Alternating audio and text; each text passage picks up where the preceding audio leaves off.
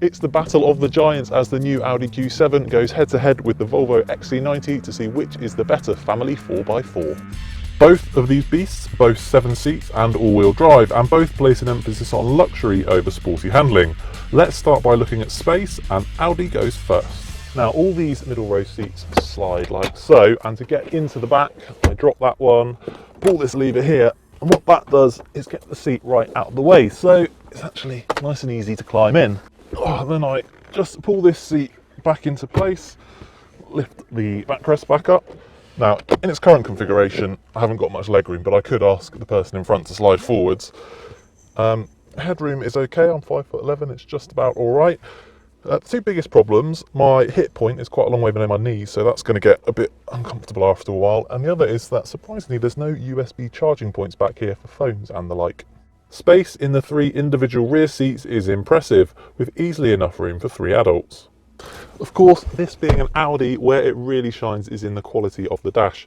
Whether it's this screen that glides out from the top here, the optional virtual cockpit display, the quality of the leather, or the clarity of these infotainment controls. With an enormous boot as well, the Q7 doesn't appear to leave much room for improvement. Let's see how the Volvo fares. There's just about enough headroom. I'm 5'11", so if you're a kid, you're going to be perfectly happy, and legroom is fine. I wouldn't say I'm cramped, but if I am, I can always ask whoever's in front to share a bit of their space by sliding forwards. Share space. Go on then. I have got quite a bit of it after all. As you can see, legroom's fine, loads of headroom, and although this middle seat's slightly narrower, it's still fine for adults, particularly because this lump in the floor is actually quite small. And final point to note for parents, Isofix mounting points, but only on the outer rear seats. Speaking of child-friendly, there is also plenty of space for a baby buggy, even with all 7 seats in place. The XC90 continues to impress when you climb up into these very comfortable seats in the front. But it's the dashboard that's the real star of the show. It looks so cool. There's just actually 8 physical buttons and everything else sits in this vertical tablet-like display. In terms of driving, Audi's V6 diesel engine has the edge on the 4-cylinder unit in the Volvo.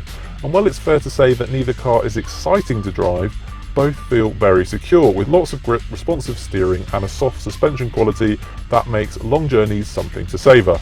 In short, these are both big, impressive cars to drive. You wouldn't be disappointed with either. This is a family car, so it's no surprise that Volvo has prioritised safety, space and comfort. Indeed, the XC90 is all the better for it. On the subject of safety, Volvo really has pulled out all the stops for the XC90. There's window airbags for all 3 rows of seats, plus a system that will take over the steering, brakes and throttle to drive the car at low speeds if you're stuck in a traffic jam. All models also come with active anti-whiplash head restraints and a lane departure warning. Not that the Audi has skimped on safety equipment either.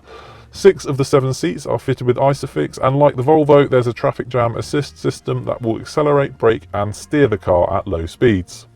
7-seater SUVs aren't everybody's idea of what makes a great car, but if you have fallen for the concept, and many people do, then there's little doubt that either the Q7 or the XC90 will make a fine choice. It's a close run thing, but in this particular space race, victory goes to